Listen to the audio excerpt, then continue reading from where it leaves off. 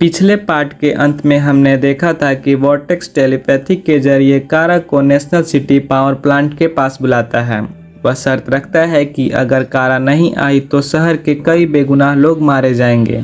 बिना वक्त गवाए कारा अपना सुपर हीरो कॉस्ट्यूम पहनती है और उड़कर वहां पहुंच जाती है।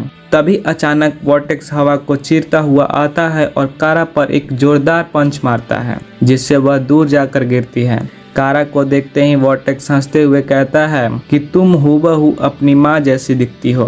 कारा हैरान होकर पूछती है कि तुम मेरी मॉम को कैसे जानते हो। इस पर वॉर्टेक्स गुस्से में खुलासा करता है कि उसी ने हमें कैद करके रखा था और जब वह मर चुकी है तो इसकी हरकतों का बदला हम तुमसे लेंगे।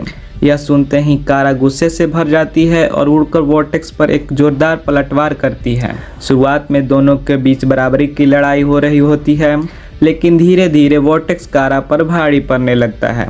वह कारा को बेरहमी से पीटते हुए घमंड से कहता है कि तुम मुझे या हम में से किसी को भी हरा नहीं सकती। जब वॉर्टेक्स कारा को पूरी तरह खत्म करने ही वाला होता है, तभी उसके बिल्कुल नज़दीक एक जोरदार धमाका होता है। यह हमला कोई और नहीं बल्कि एलेक्स कर रही थी, जो अपने मिलिट्री हेलीकॉप्टर की मदद से वॉर्टेक्स पर लगातार गोलियों और मिसाइलों की बौछार कर देती है। इस भारी हमले से बौखलाकर वॉर्टेक्स वहां से भाग खड़ा होता है।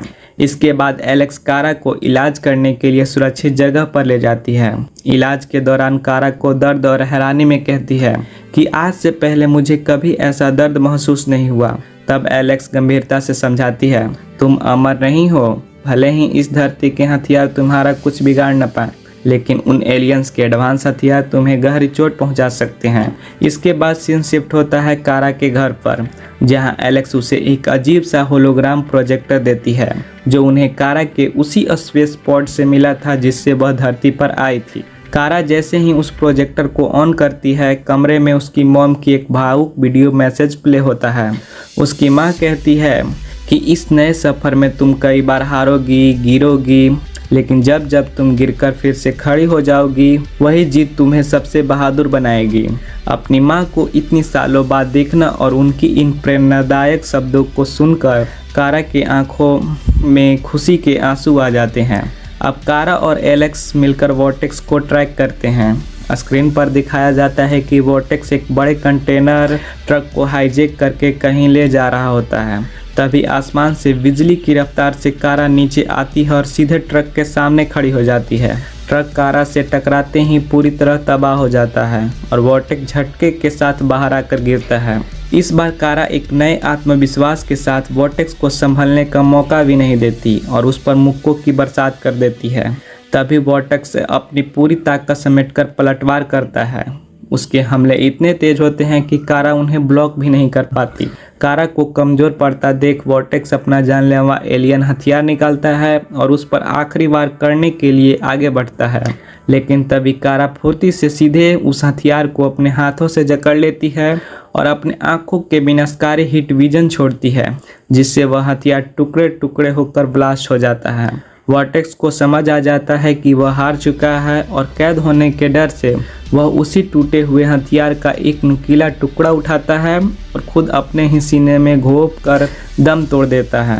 इसके बाद कहानी कारा के ऑफिस कैटकोमेडिया में शिफ्ट होती है। दिन के समय कारा लंच करने के लिए जा रही होती है।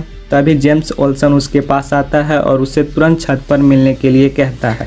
छत पर पहुंचते ही एक बड़ा खुलासा होता है। दरअसल जेम्स को पहले से ही पता था कि कारा ही सुपरगर्ल है, क्योंकि वह सुपरमैन का बेस्ट फ्रेंड होता है और खुद सुपरमैन ने ही उसे कारा को ख्याल रखने के लिए भेजा था। जेम्स की बातें सुनकर कारा मुस्कुराती है और पूरी तरह स्वीकार करती है कि अब से वह इस शहर की रक्षक है।